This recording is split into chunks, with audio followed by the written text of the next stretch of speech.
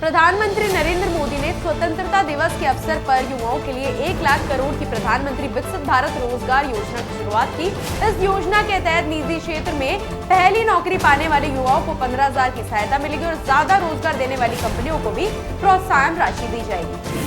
Russia के राष्ट्रपति Vladimir Putin ने भारत की राष्ट्रपति द्रौपदी मुर्मू और प्रधानमंत्री नरेंद्र मोदी को स्वतंत्रता दिवस की बधाई देते हुए भारत की सामाजिक, आर्थिक, वैज्ञानिक और तकनीकी उपलब्धियों की सराहना की। उन्होंने भारत को वैश्विक मंच पर सम्मानित राष्ट्र बताते हुए विशेष और रणनीतिक साझेदारी को मजबूत करने का विश्वास जताया। केंद्रीय कृषि मंत्री शिवराज सिंह चौहान ने किसानों से बातचीत में कहा कि प्रधानमंत्री मोदी ने स्वदेशी और राष्ट्रहित की नई राह दिखाई है। उन्होंने किसानों को देश में बनी चीजों को अपनाने और फाइलों में नहीं बल्कि जीवन में बदलाव दिखाने का संदेश दिया।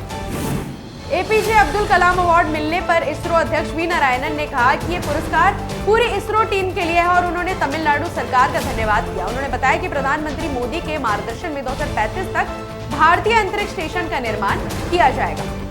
भारत के उच्चायुक्त संतोष झा और श्रीलंका में भारतीय अधिकारियों ने IPKF मेमोरियल पर भारतीय सैनिकों को श्रद्धांजलि दी। उन्होंने भारतीय शांति सेना के जवानों के अद्वितीय और सर्वोच्च बलिदान को याद किया। यह अवसर भारत श्रीलंका संबंधों और शांति की सराहना का प्रतीक रहा।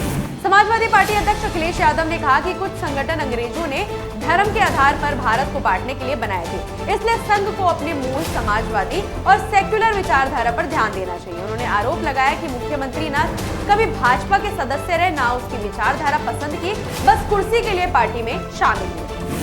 पश्चिम बंगाल के मुख्यमंत्री ममता बनर्जी ने रेड रोड कार्यक्रम के दौरान बीमार पड़े स्कूल बच्चों से SSKM अस्पताल में मुलाकात की। उन्होंने बच्चों को हालचाल लिया और बेहतर इलाज का आश्वासन दिया। प्रशासन घटना के कारणों की जांच कर रहा है।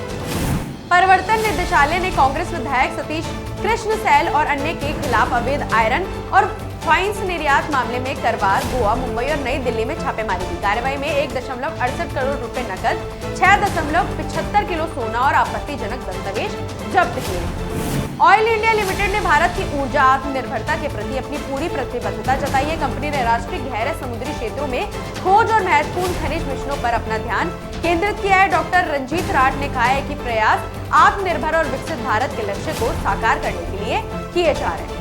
महाराष्ट्र के मुख्यमंत्री देवेंद्र फडणवीस ने कहा कि ऑपरेशन सिंदूर के जरिए भारतीय सेना ने दुनिया को भारत की ताकत दिखाई है। उन्होंने ऑपरेशन में शामिल सभी अधिकारियों और जवानों को बधाई और धन्यवाद दिया।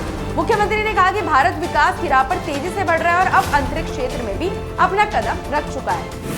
जम्मू कश्मीर के किश्तवाड़ में अचानक बादल फटने से आई बाढ़ के बाद खोज और बचाव अभियान जारी। अधिकारियों के अनुसार इस आपदा में अब तक 45 लोगों की मौत हो चुकी है। राहत कार्यों में पुलिस और स्थानीय प्रशासन जुटा हुआ है।